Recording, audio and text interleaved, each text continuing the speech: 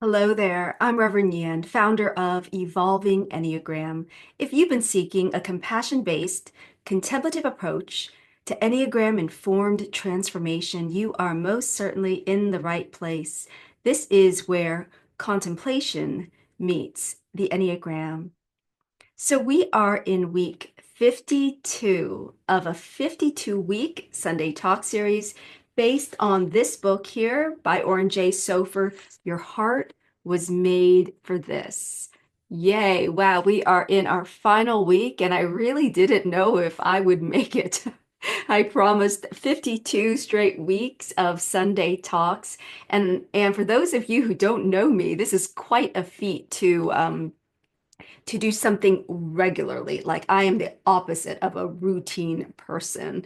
So I'm just delighted to have done this journey together. The staying piece has really deepened my journey, and I hope has deepened yours as well. And a special hello if you are new to us here on this YouTube channel.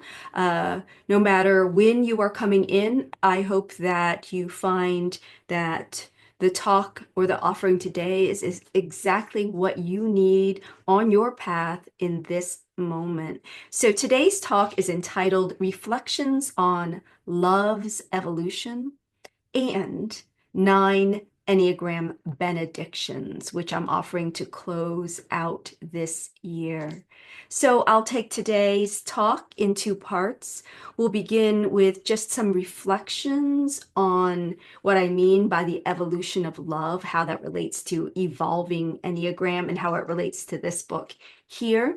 And then in part two, which I'm offering almost as like a guided prayer practice. So you could like close your eyes during it and just take in the words. I'm going to share 9 prayers that I wrote in my upcoming book, The Enneagram of the Soul. Upcoming, depending on when you find this YouTube talk.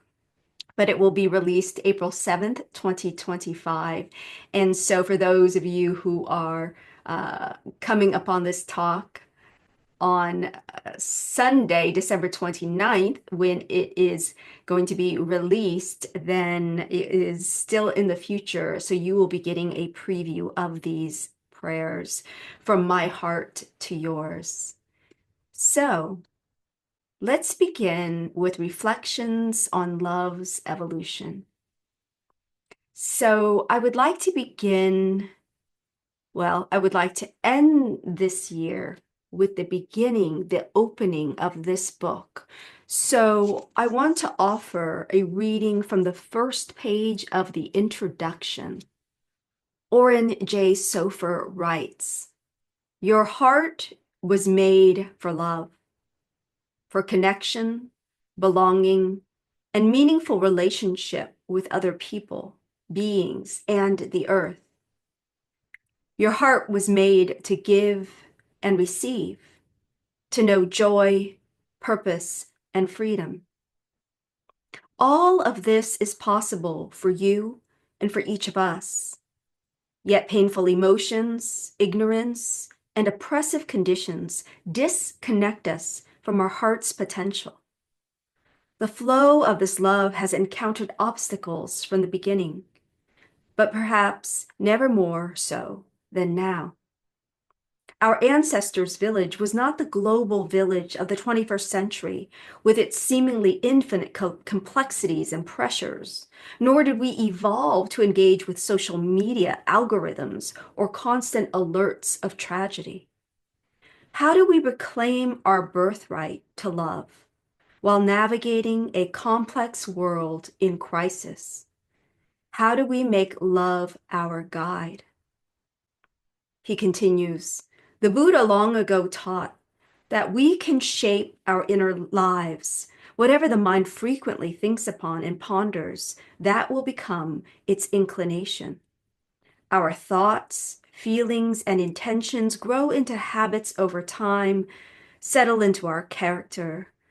Contemplative practice roots itself in this power to mold the heart and thus renew ourselves. Today, we call this neuroplasticity. If we do not shape the heart, the world will do it for us, and the world does not have our highest welfare in mind. The heart was made for love, for connection, belonging, and meaningful relationship with other people, beings, and the earth. So I end here with the beginning of the book, the beginning of our book series or book journey, I mean. And as I reread the opening of Sofer's book, as I reflected upon this year, it struck me that the more I practice contemplation, the more I live from a center of compassion, the more synchronicities and gifts and miracles abound. And I think even one of those is actually the way that this book journey came to pass in the first place, which is our dear community member and adjunct faculty, Maka Greenleaf Maple, reached out to me to say that she was inspired to lead a book journey this year. And through her sharing of this inspiration, I felt this intuitive hit that this was right for our entire community to engage in a larger level. So not only would Maka lead this book journey, but also our contemplative practices and the Enneagram groups would all journey together with her and with this subset that is going on the book journey, right? And then, of course, by bringing it onto YouTube here, I wanted to bring it forth for those of you who might have never taken an Evolving Enneagram group or program, and to invite you to join in this journey of intentionally awakening our heart centers in a way where we are crafting the way that our heart is formed, right? We can think about how the world can harden our heart, or there are times when we feel like the world is heartless. And so that we don't become part of that movement, right? That if we are swept away by the current of culture and society, we take this intentional movement within. Uh, Grounded in an attitude of compassion. And that movement, at least as far as we apply it in Evolving Enneagram, is a movement that is a contemplative movement. And by that, I mean this movement of releasing, of letting go, of self-emptying toward uh, the mystery, toward something we might call the divine or spirit. And I say these things in part because even though this is called Evolving Enneagram, as I was reflecting on today's message, what I wanted to offer, I was thinking about how my priorities are, I mean, if this is a three-legged stool, if evolving Enneagram is a three-legged stool, it's compassion, contemplation, actually community, four-legged, um, and the Enneagram. And I feel like the Enneagram isn't the first thing. Compassion is the first thing. Contemplation, I would say, is the second thing. Community is the third thing. Because without compassion, even our approach to contemplation becomes another way that we beat ourselves up, that, we make it something like, oh, this is more work to do. It's more of our ego development than it is a letting go. So compassion invites us to a self-love attitude toward our practice of contemplation. And then that inner life of contemplation being first and foremost as the center, and as we relate in community to each other in contemplation, then that becomes part of how contemplation becomes a place where love is made manifest, right? It's not like, oh, some people are like, oh yeah, I can love, quote, God, like in this amorphous way, but oh, people, no, not so much. Where in community, we find that the fruits of contemplation get expressed, um, in the context of our interbeing with one another. And then the Enneagram for me, I'm like, if you had those three and you didn't have the Enneagram, I would prefer that than if you knew the Enneagram and didn't have those other three, right? And so the Enneagram comes in to then offer wisdom, guidance, to inform our approach, right? So again, it's not like a hierarchical thing. I mean, my hope is that all of these are integrated, but I wanted to share that, like, even if people come to Evolving Enneagram originally through their interest in the Enneagram, even if you have come here through your interest, that my invitation is really to a compassion-based contemplative approach to life so that we can live from the inside out, from the love that we are out into the world. So love's evolution is the core. And in fact, Evolving Enneagram's name was inspired by the work of Pierre Teilhard de Chardin, who really wrote and taught about the need to shift from this special love, love that's more of like an affective emotion between you and another person, versus opening to this universal love. And Evolving Enneagram is based on this teaching around involution and evolution that says that spirit, in the process of involution, it's almost like spirit slows down, vibrates more slowly, self-forgets, right? At point nine, that's the symbol of our self-forgetting on the Enneagram. And then in that self-forgetting, matter has slowed down and is not conscious, like the rock. And as matter evolves, it becomes more conscious. So matter becoming conscious wakes up to its divine nature, then becomes a conscious co-creator. And so much of what this year has been about is how do we become conscious co-creators? How do we become conscious that we are co-creators with the divine, and then choose intentionally the world that we wish to create together, creating not from a place of separation, but from a place of contemplation in which our hearts, we are living wholeheartedly in connection, not only with our individual sense of wholeness, but the deep comprehension through contemplation that wholeness is communal. Yeah. So that is to me the most important message of the year, that all my talks here, I feel like, are aimed toward this, toward love's evolution, to where even as I recently posted on social media, there's this idea again that faith can move mountains, but it's love that dissolves them. Like love can dissolve the mountains. Right? Love builds bridges, and it's faith that can move mountains, but it's love that makes us want to. And so the opening to love on this grand, universal, and infinite scale, not my love, but love itself in, through, and as me. And so with that, as my love offering to you, I want to move into part 2 now. And here I will share with you the 9 prayers that I wrote for my book, The Enneagram of the Soul, one for each type. And so I invite you, if you're in a place where it's comfortable to do so, I invite you to close your eyes and settle in. And you might even begin by taking a few intentional breaths through your heart space. Yeah.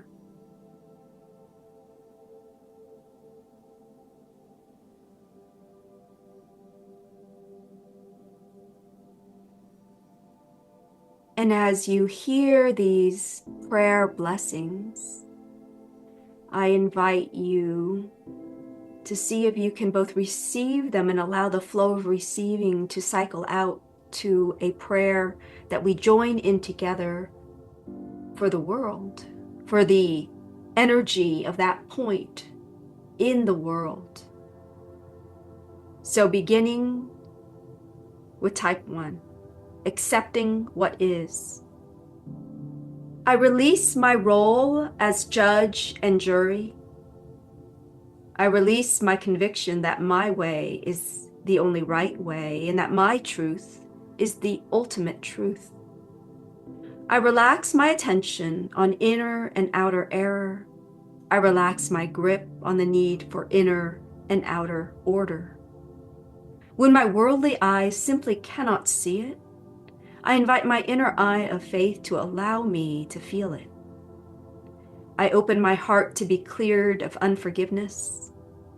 I open my heart to experience the perfection of this moment.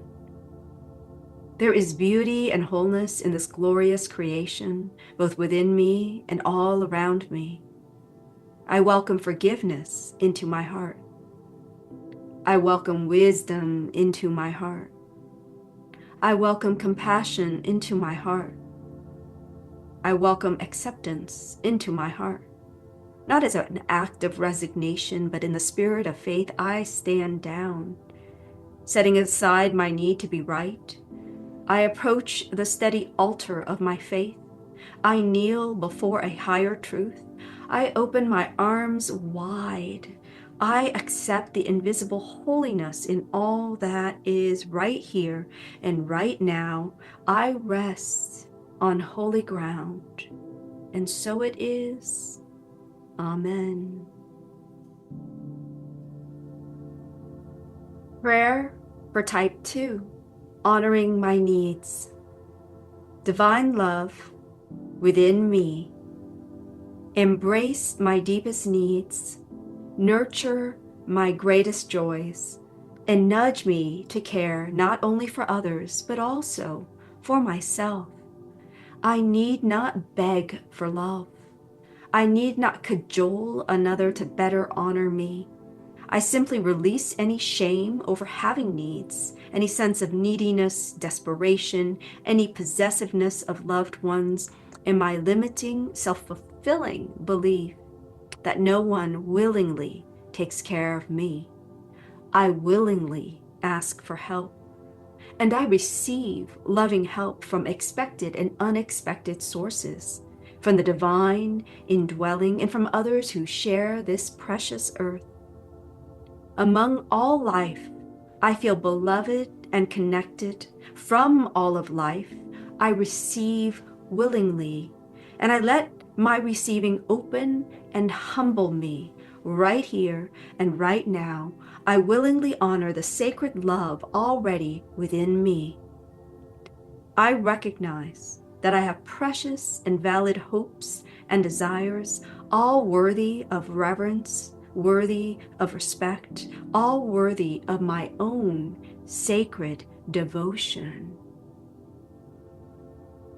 And so it is. Amen. Prayer for type 3, knowing my worth. I release my inner taskmaster. I release image crafting.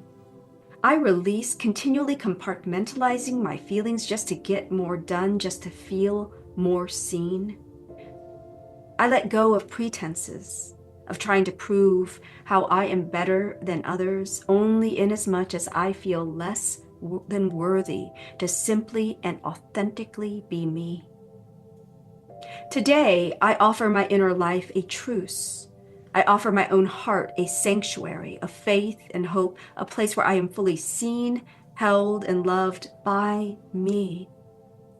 I willingly shift from seeing things in terms of I and sense into how life changes as I feel into the space of us and we. I move from needing to stand higher and apart to needing only to share together and within the wholeness and unity of life. Guide me, sweet spirit, in the ways of slow walkers.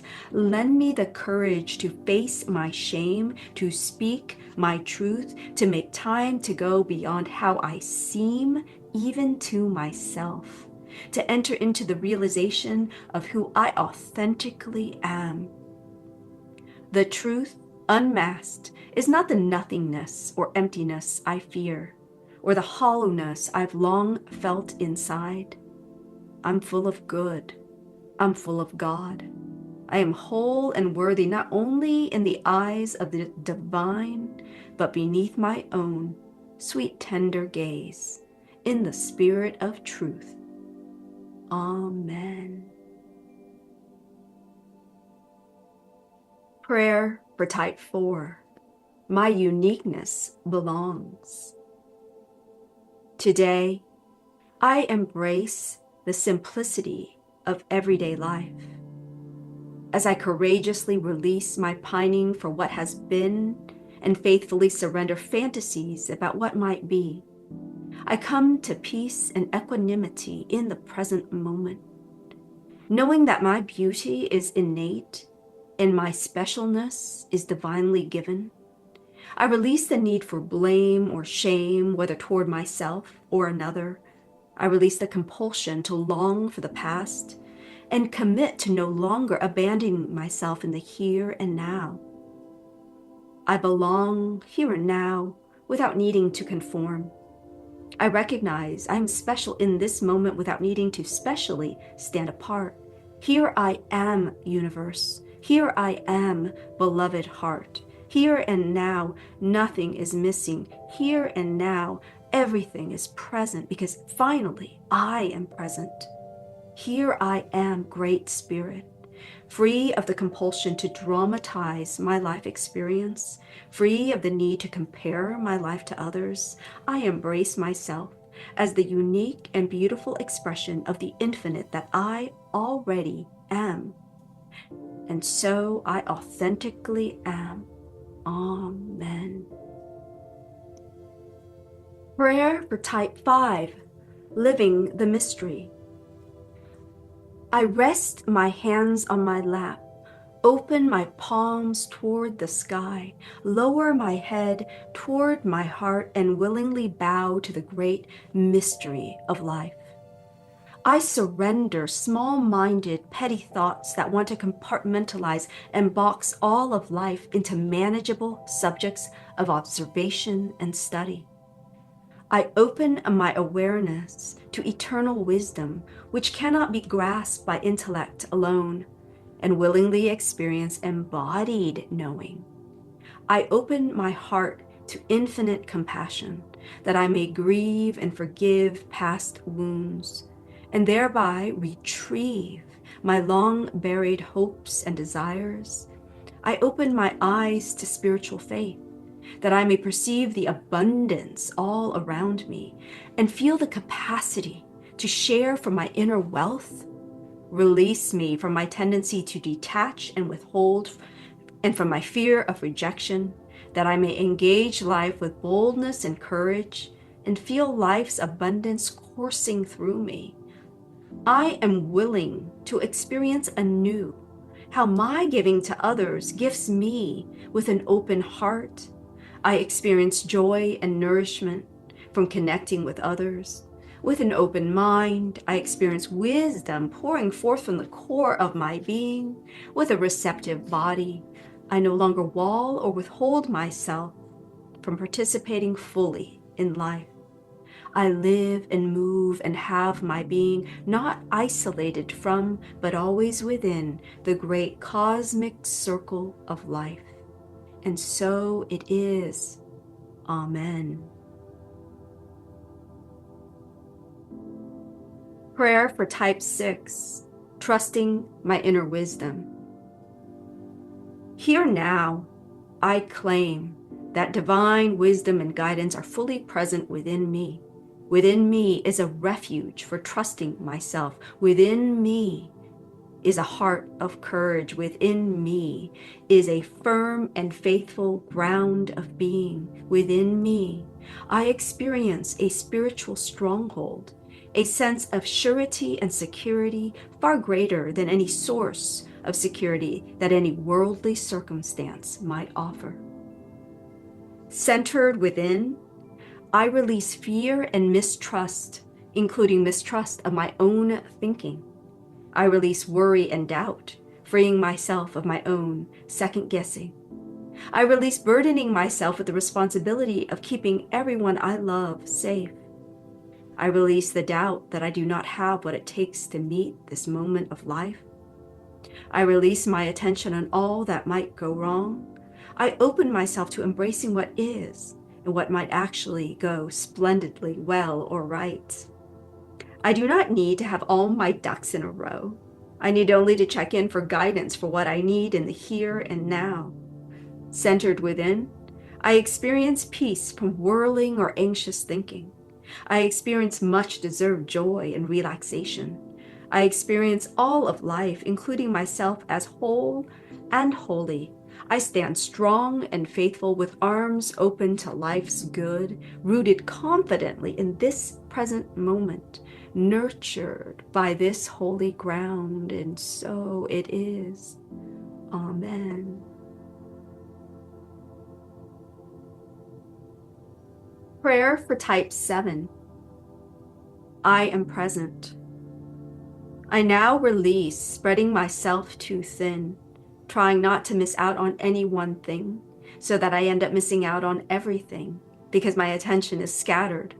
I now release obsessive planning and entertaining endless new ideas that somehow leave me endlessly seeking yet unfulfilled. I slow down my pace to reunite with my heart and to feel myself being held in the embrace of the divine, held in this infinite love. I honor all of my emotions, including the difficult ones like sadness or anger. I release the fear that negativity will keep me down forever. I release the need to feel responsible for keeping life upbeat. I savor life's blessings. I pay closer attention. I give myself the gift of noticing the abundance and radiance that is already here. With my feet planted firmly on the ground, I sense how silence is not empty. As I stay with silence, I find within it a deep calm. I sense how stillness is not boring. As I stay with stillness, I experience nurturing and deep restoration. Ah, the good that I've been searching the world for. Through each new distraction and exciting adventure has been right here all along. For this, I feel profoundly grateful, and so it is. Amen. Prayer for Type 8, Courageous Vulnerability. I welcome the gentle spirit of compassion and allow divine forgiveness and mercy to flow through me. As I receive love into my own heart, I allow myself to feel tenderness for myself and others. I am willing to see my own childlike innocence and the innocence in all people. I allow divine mind to reveal to me a felt and embodied sense of life's unity beneath our polarizing ideologies and other outer differences. I release my role as the judge and jury of all people. I release seeking vengeance as a means of freeing me from my pain. I release believing that people are divided into those who are for me and those who are against me. I release needing to always be powerful and in control. I release assuming that more is better. I release armoring my heart. I release allowing my pride to ruin my health and relationships and becoming others' champion, but not my own. I remember and I honor the parts of me that feel weak, vulnerable, or scared. I remind myself that as a human being, I possess legitimate physical limitations and emotional needs, like everyone else. As I feel into my own needs, I treat myself with more gentleness and humanity. I expose the vulnerable parts of me to receive long-deserved care and nurturing, both from myself and from others. I release controlling how that nurturing must happen. As I look into the mirror and gaze deeply into my own eyes, I see clearly I am a dear, precious, and beloved child of the Most High. In my daily life, I make an intentional place for patience and stillness. I make room for rest and relaxation. I yield to that higher power and divine wisdom, to this power greater than myself, consenting to its place in my life and believing that this loving benevolence desires my greatest good, and so it is. Amen. And finally, prayer for Type 9. My presence matters. Holy love encircles all of me, shining the light of compassionate awareness on my authentic feelings, hopes, needs, and desires, letting me know that I matter and giving me permission to show up and shine. Supported by this all-encompassing compassion, I release my resistance to my inner journey. I release withdrawing from difficulty or discomfort. I release falling asleep to my own needs, dreams, and perspectives. I commit to waking up more fully to my life and engaging wholeheartedly in the world. I commit to discerning and giving voice to my personal dreams and perspectives and my own unique life expression. I willingly shine a light on my own anger. I make space for this inner volcano. I listen to its roar or rumble. I make space for its heated presence. I willingly hear it out. I allow this inner fire to guide me in knowing more of my own truth. Here and now and always, unconditional love offers me a key and holds open this door, inviting me to remember myself, allowing me to go deep within and explore the full range of my feelings and desires, allowing me to be more honest and authentic in all of my relationships, helping me to release judgment against taking up space so I can take my rightful place in the unity of all life, and to remember that true harmony and unity embrace not only all other people and creatures, but also all parts of me, the dark as well as the light, in the spirit of peace, love, and unity. Amen. In the spirit of peace, love, and unity, I close this year. I give thanks to each one of you. Special thanks to Maka out there who initiated this book series. I love you. I love you all. I'm so grateful to be on this journey together, evolving love that it may encompass all that is, from the ground of being that knows that you are one with all that is, in oneness. Have a beautiful new year. See you then. Oh, I'm taking 1 week off next Sunday and we'll start again. I might send some bonus stuff out, but we'll see. Much love. Bye, everybody.